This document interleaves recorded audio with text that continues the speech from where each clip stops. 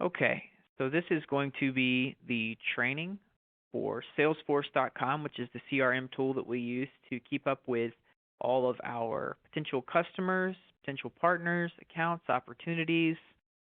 We run reports out of this. This is where we determine what we're forecasting, how much revenue each deal is worth. Essentially, this is where we keep the brains of the organization. So it's important for you to know how to use Salesforce.com and really how to utilize it as a tool, for you as you start to establish your funnel and build up your opportunities in your base. So the first thing that you have to know when you create a Salesforce opportunity is how to create an account. So as soon as you set your first meeting, that is when we want you to create an account. So as soon as you get a meeting on the calendar with a potential customer, you come in and you create an account. So you click on the Accounts tab. And when you pull this up, it's going to have some recent accounts that you were a part of. At first, you won't have any in here, and then you will have way too many to keep up with. So we're going to go ahead and hit New, create a new account. And the first thing that we have to have is the account name. So this is going to be the company name that you are speaking to. So in this example, we're just going to use Baron Inc. as the pretend company name. And then we're going to come up here and we're going to select the type of relationship that your company has. So if you work for a Platinum Titan partner, you're going to come in and select Platinum Partner. Parent account, you don't have to worry about that slot. You're going to move on down to main contact name. You're going to go ahead and enter whoever your main contact for that opportunity is, not necessarily the decision maker. This is the main contact for you on the account. So this is where it gets kind of tricky, so you have to make sure you pay attention. Next, we come down to phone. You would think that that's the phone number for the main contact name. Well, no, they moved that over here. So what we want to do is enter the phone number for the decision maker, for the business, and then fax number if you have it, website,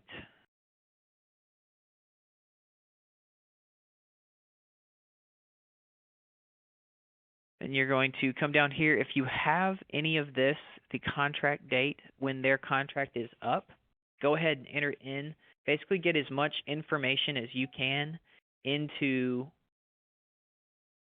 this part of Salesforce, because it's only going to help you later on, because eventually you're going to be in a place where you have so much going on that it's very hard for you to remember specific details about each individual opportunity. So the more information that you can put into Salesforce, the easier it's going to be on you. So then that's when you jump over to main contact email. So you want to, if Baron Solomon is the main contact for Baron Incorporated, it's going to put Baron at baroninc.com. But obviously you want to put whatever your main contact's email is. And if they have a direct line, that's what you would put in this in this particular cell. If they have another number, maybe a cell number or something like that, you can absolutely put that in here. And then the next section is the decision maker. So you may not always know this. Most of the time you probably will, but this is the section where you would come in and say, well, Baron is the CEO of Baron Inc., but for some weird reason in this scenario, the IT director is going to be, making the final decision, and his name is Jeff. You'd come in here and put Jeff, whatever his last name was, his email address, his direct line if he has one, or if you know what it is. Sometimes you won't know all of this information. That's the important thing to remember, is that you may not ever know who, you may not, know exactly what the decision maker's phone number is ever. But if you do know, again, it's so much easier on you if you just go ahead and put it into Salesforce, because that way, if you're working on it or if we're working on it, everybody can see the information that we need to know about the account. So that may be the only thing that you have when you set that first meeting, is this information right here. And that's okay. Okay. Again, you just want to get the account name in here, fill out as much information as you possibly can, and everybody's going to have the standard operating procedure in written form so you know which cells we have to have information in. But what I'm letting you know is the more information you can put in here, the better off you're going to be. So we're going to go ahead and pretend like that's all we have right now. We've set a meeting, so we don't have any discovery requirements. We don't have any additional information. We don't know anything else about the opportunity. So we're going to go ahead and save. So this is what it looks like once you save it. For the first time, you're going to have all the information that you put into here. Ta-da, ta-da, ta-da. Very nice. So let's say that you do next have your you have your meeting with the customer, or even before that. Let's say for some weird reason, whoever led you to this opportunity mentioned that they absolutely, want to have a hosted PBX conversation. Well, this is another tool that you can use. You don't necessarily have to, but you can, to help remind yourself, hey, they said they wanted to talk about hosted PBX and backup services. So you can go ahead and put discussed in there.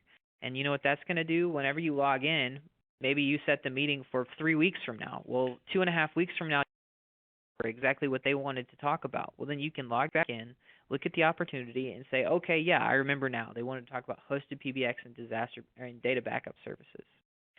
So let's pretend like that's all the information that we have on this account, is that we want to talk about hosted PBX and data backup services. We don't have any additional information about the number of employees they have, annual revenue, all of that good stuff. Again, the more information you can get in here, the better off you're going to be. So make sure that you roll through each time and try to determine exactly how much information you have and what you can get in there. Go ahead and click Save. So you've created your first account. This is what it's going to look like. Again, going to have discussed, so you know exactly what you're going to be talking to them about whenever the appointment comes around. Got all the information that we put in here. So let's say now we have our meeting with Baron Inc. We talk about hosted PBX and disaster recovery, and we are ready to create an opportunity because now we have a general idea of what they are going to be looking for after the first meeting. So you're going to scroll down.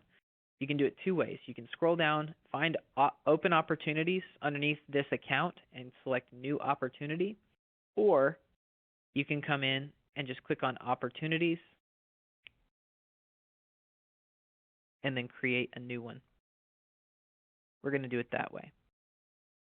So when you come into opportunities, let's say, for example, like on this one, the fake example that we're using right now, they wanted to talk about hosted PBX and they wanted to talk about backup. Well, you need to create an individual opportunity for each additional revenue stream on a potential deal. So if you're proposing somebody cable, Comcast cable, and some POTS lines, you would create an opportunity for the POTS lines and you would create an opportunity for the cable.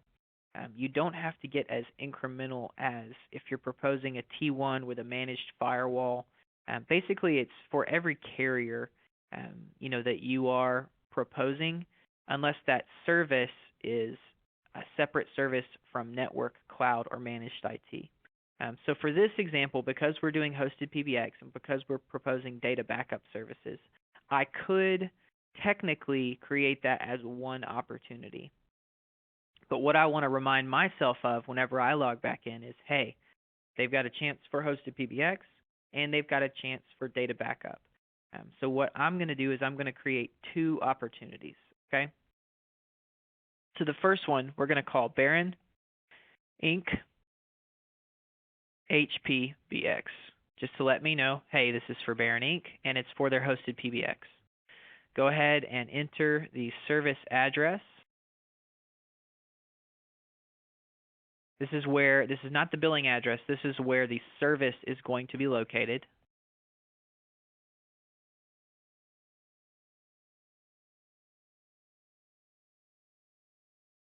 Okay, so this next section is where you tag this opportunity to the account that you previously created. You can do this one of 2 ways. Now, I know for a fact that the account name is Baron Inc. But let's say I maybe have forgotten what exactly I named it. Maybe I think incorporated. Well, what you can do is you can hourglass over here looking thing, and you can search. So come in here. I'm just going to type Baron, and there it is. Bang. Baron Inc. right there. Owner, Baron Solomon. Type, Platinum Partner. Go ahead and select this. So that's going to auto-populate for me. And now this opportunity is linked to that account. So the next thing you're going to do is come in and select the type of service. So let's, for hosted PBX, that's a cloud-based service. So go ahead and select cloud. Product, you've got all of these, types of products that you have in here. It's fairly self-explanatory. If you're proposing, fiber, it's Metro E, cable is cable, bonded T1s, regular T1s, SIP trunks, POTS lines. I mean, we've pretty much got it all covered in there. And one thing I will say, managed IT, network, and cloud are the only three that you will use. You will not use contract buyout, and you will not use business development. Those are in there for additional purposes, but the only ones that you're going to be touching are cloud, managed IT, and network. So again, I'm going to go ahead and select cloud. I'm going to go ahead and select hosted PBX, the speed. So if you were proposing a circuit, fiber circuit or a T1, a bonded T1, a cable circuit, this is where you would enter the speed. Well, for hosted PBX, obviously there is no speed, so you're just going to put a big NA in that column. Come on down to type. If this is a brand new customer, you select new business. Existing customer, new revenue is exactly what it means. They are an existing customer of your company today. They are, in other words, they are an existing customer of whichever organization you are currently working for, and you're going to add more revenue to, maybe it's a new product that they're going to be adding. Maybe they want to add a managed firewall. That would be existing customer, new revenue. The next one, existing customer, moved to AISG, aka Equinox Communications, which is our carrier.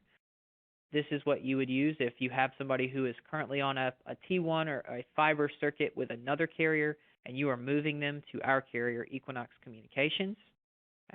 Existing customer revenue renewal, same carrier. If you're just doing a reterm for someone, this is the tab that you would use.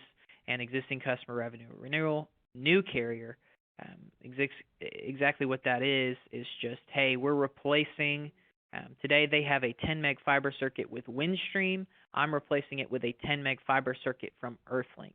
That is what that looks like. So for this example, we're just going to say that this is brand new business. Going to go ahead and select that. Channel type, got a lot of stuff going on in here. Direct, if you're selling it directly to them, meaning you are the one who cultivated the opportunity and you are the one who either pulled the door or made the cold call, made the introduction, that is what you would use. House account is just if somebody, maybe your boss gave you an account to call on, that is what you would use for that. Indirect is if you have a partner out in the field who has given you an opportunity. They have, or either you are just providing someone with pricing to go sell something for you. That is when you would use that. The rest of these you don't have to worry about. Those are in there for additional purposes for another department. So what we're going to use is direct, because we're going to say that I'm the one who was, or no, I'm sorry. For this example, we're going to use indirect, actually, is what we're going to go with. Let's say that I'm just getting this price for a partner of mine out in the field, and he's actually going to go sell it. So the next thing that you have to define is, what role are you filling in this situation? So, direct sales consultant is obviously just what it says, which is, hey, you know what? I'm out there. I'm in the field. I'm selling it myself. There's no partner involved. There's nobody else here. It's just me and the customer. That is what that is going to look like. Account management is basically if you're calling on an existing customer of your company today and you're just doing standard follow-up and you happen to come across another opportunity, that is what that looks like. Agent is basically exactly what that means, which is, hey, I am an agent right now for somebody who is going to be out there selling the services for me. They are acting as my agent. These others, master agent, you don't have to worry about. Business broker, ACEs, all of the white label stuff we've got up here, those are for other departments. You don't have to worry about that. And then a referral partner is simply means, hey, somebody gave me a name and a phone number. They're not actively selling it, so you're not an agent. You're just a referral partner, meaning somebody gave me a name and a phone number. I made a phone call, so somebody's involved here. So with this one, we're just going to use direct sales. We're going to come on down and choose who the lead salesperson is that is involved, which is going to be Baron Solomon. But obviously, you want to scroll down and find your name. Agent or partner involved, you're going to make a check here. Come find whichever agent or partner is involved. For this one, we're just going to pick a random partner that I have in here right now, which is going to be Texium is what we'll choose. Then you're going to come on down, recruit partner name. You don't necessarily have to worry about that one. If you have, some specific employee inside one of your partner's organizations and you want to reference them by name, you absolutely can. Meaning, if you were working with an organization that had, 5 different salespeople, then you absolutely could, specify a name of the person who is selling it inside Texium. So, if it's indirect, we're not going to be the direct sales consultant, so let's come up here and change that. We're just going to go with agent because we're going to say that somebody from Texium is out there in the field and they're actively selling it themselves. So service provider, this is going to be the provider that you are proposing. So for this example, we're going to use Equinox Communications, but as you can see, we've got all of the partners that we have in here. There are going to be some every once in a while that you run into that we may not quite have in here just yet. If so, that's 100% fine. It's no problem for us to add them. We can do that very quickly so that you can identify which carrier, but 99.9% of the time we're already going to have the partner, the carrier that you're selling in this example. So we're going to select Equinox Communications. The underlying carrier, we're going to come down here, and if you're selling Equinox Communications, there's always going to be an underlying carrier, but for this, it's going to be managed services because we're selling a cloud-based service, and if it's cloud, you always select managed services. We're selecting that guy. Service provider account number, this is for use after the fact. Underlying carrier account number for use after the fact, that's for our quality assurance team. They will come back in and actually modify this opportunity after we're done selling it so that we can make sure we have their new account number after we install the services and their new underlying carrier account number if we're selling them Equinox Communications. So moving on down, going to come down here to the proposed solution. This is useful if you wanted, so like let's say, for example, I wanted to tag this opportunity with both the disaster recovery and the hosted PBX. This is where I would denote that, hey, actually this is going to have more than just what I marked up here. So I could choose disaster recovery. I could choose hosted PBX, but because I have decided to create them as separate opportunities, we're just going to go with hosted PBX on this one. So this next section is going to be very crucial for you. You want to let people know, hey, who is their current provider? Retail wholesale bill, meaning who is the current provider that they have? Do we have a copy of that contract? You can select some of these options here. If your option is not there, you can let us know. We'll be happy to add that for you. For now, we're just going to select Windstream Retail.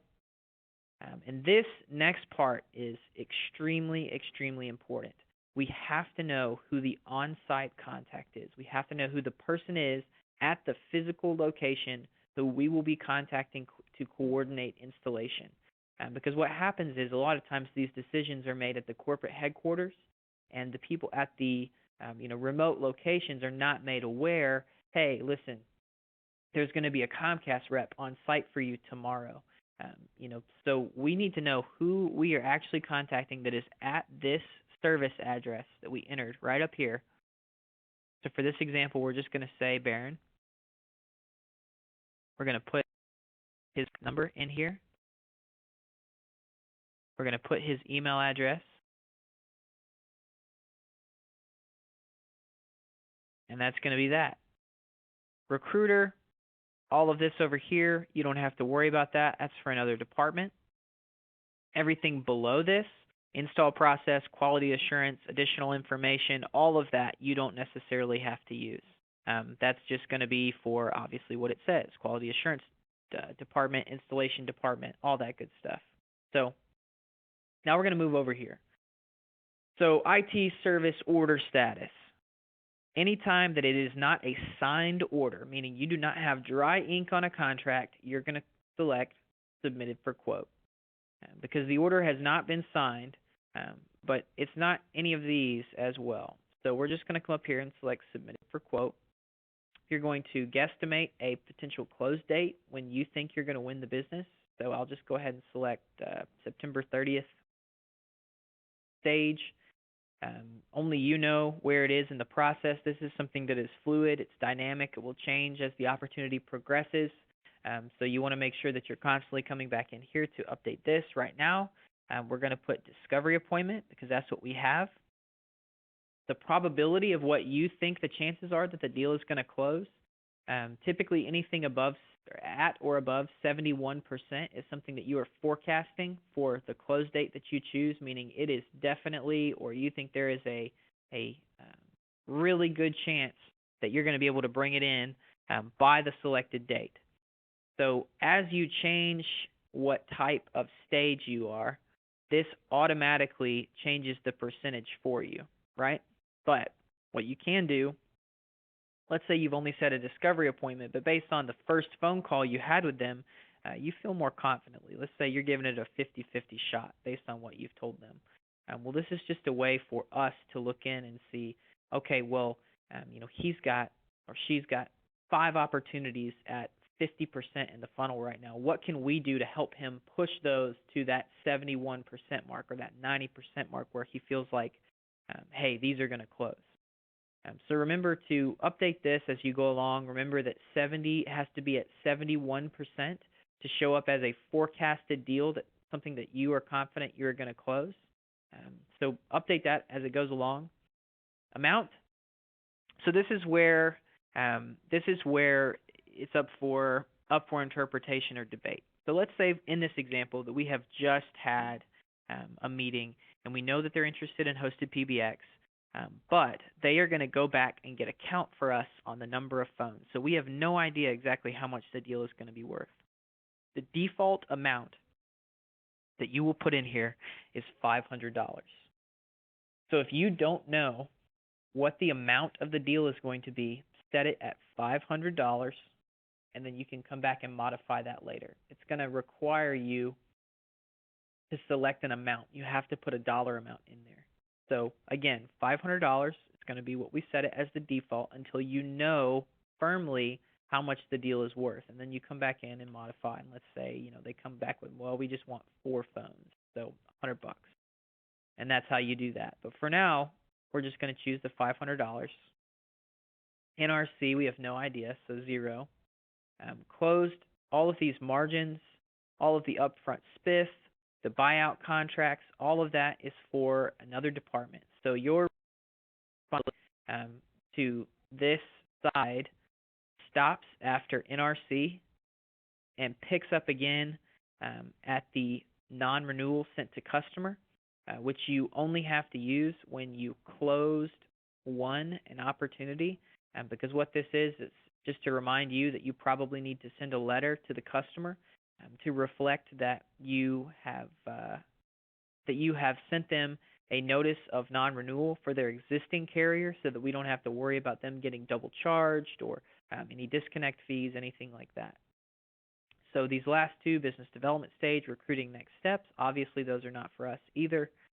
So again, your responsibility for this column stops after NRC and is picked up again at the non-renewal sent to customer, which you only have to use if you have won an opportunity. Right now, it's not going to require us to put anything in there. So that is essentially how you create an opportunity in a nutshell underneath an account. So save this. And there you go. You got all this nice information in here that we have chosen. Just review it, make sure it's the correct information, because obviously, you want it to be um, up to snuff. So let's say as we're going along, let's say we have another follow up, or if she gets us the number of phones back, and we determine, a little more about what's going on. How do you update this? Or let's say you make a follow up call and you leave a voicemail, and you're just not 100% sure about what's going to happen next, but you just want to make a note in here in order to display that you have reached out, you've made an attempt, you've left a voicemail. Well, the way we want you to do that is to come down here and to create a new note for this opportunity. So all you would have to say is left voicemail or spoke to customer. And then we want you to date it, 9/25, or whatever the day is that you happen to be speaking to them on. If you want to leave additional information, hey, or I spoke to the customer about the HPBX. They let me know that they want a quote for 4 phones. Bang, done. If you are still inclined, you can check your spelling, but I'm just going to save. And so then what that does for us is we don't have to call you every time we want an update on where your opportunity is. We can just come in here, scroll down, and see in the notes, oh, look, they spoke to the customer on 9/25. Okay, no big deal. That way we can kind of keep up with what is going on, and we don't have to bug you guys constantly calling you to see, where an opportunity is or what's going on with that. So I'm going to go ahead and scroll back up here to the top, kind of let you take a look at this again. Again, as you roll through this, it's fairly self-explanatory. If it's network services, you just select network. Then you would select, T1 or Metro E, whatever you were doing. You'd enter the speed that you're proposing. So if it's a 30 meg or a 16x3 cable connection, that is what you would go with.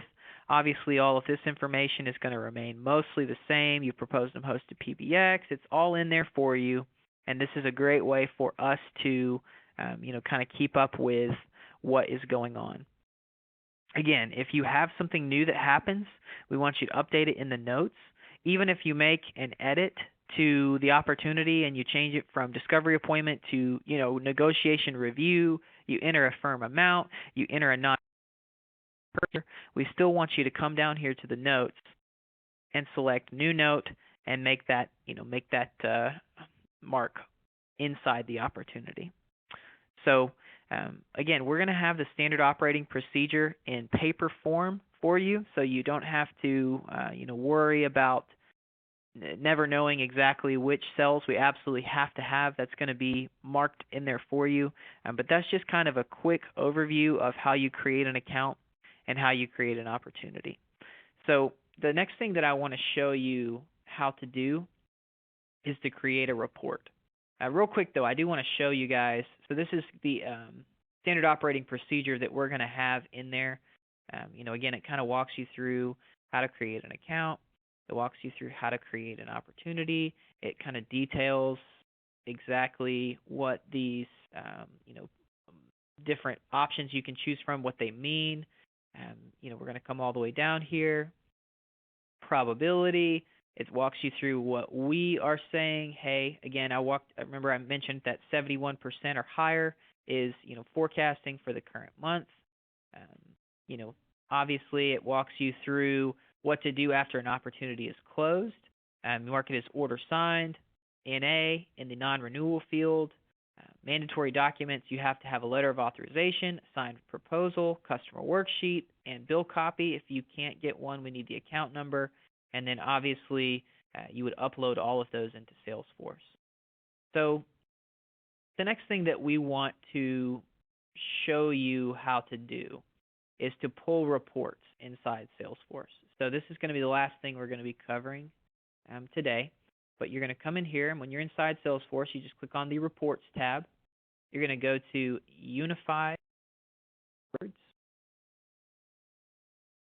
And this is going to give you a myriad of possibilities to select.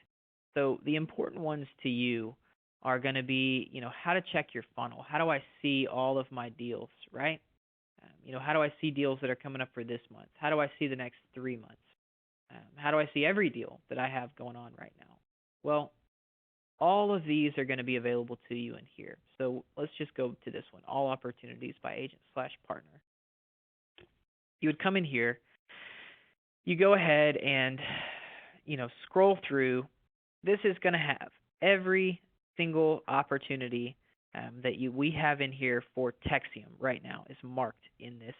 That's just a particular partner of ours, something that we're working on for them right now. But what you want to do is you can come in here, you can specify, you can, create ranges that you want it to look from as far as like the date or, the year, revenue amounts, all of that good stuff. You can specify in here. You can say my opportunities, my team's opportunities, run the report. Hey, there's some other stuff in here that I've got for Texium. So, there's all sorts of reports in here, but the ones that you are going to want to know the most are funnel by rep, which is going to be your funnel for the existing month. They always have it marked as the month and the year. So obviously there's August and September. We'll go ahead and click on this. You can see the different funnels for individuals that we have inside our organizations. These are deals that have not been closed won. So the deals that you are seeing are ones that are still outstanding for people for the month. There might be a significant amount of revenue that somebody has already closed this month. Well, that's not going to show up here. All that this is going to show you is the ones that are left over. And you can see there, Baron Inc. posted PBX. That is the opportunity that we just created for Texium. And I marked it, if you'll remember, as a closed won date of 9/30. So obviously you can see that what we did worked. It will show up right in here. And it's going to have the revenue amount, $500. Again, it's the default. So that's how you check to see which deals you still have outstanding that you have marked as could potentially close this month. Again, there are lots of reports, and it's all on the SOP, how to go in here and pull the individual reports. If you ever can't find one, you can search for one. So let's go ahead and search for opportunity added. Let's see here.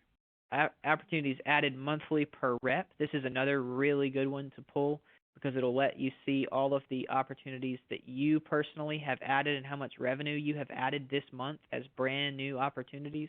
So, you've got all this good stuff in here that's going to help you know, hey, I'm adding significant revenue dollars to my funnel every single month because I've got, $10,000, $12,000, $15,000, $90,000 in additional revenue that you're adding every single month. This is a way for you to see what type of service. Are you adding enough cloud? Do you have any managed IT? Are you selling any network? These are going to be things that are important for you to remember as you're working your way through this. So again, it's all detailed out for you on the standard operating procedures that we have typed up. And this is something that you're going to want to refer back to probably quite often just to remind yourself exactly what we're looking for as you're entering in accounts. But with Salesforce, like with anything else in life, it's really just repetition, repetition, repetition. You'll get better at knowing which ones you absolutely have to fill in, what questions you need to ask the customer to be able to fill those in. I believe my connection went down for just a second here, so we're going to wait just 2 seconds and see if that pops back up.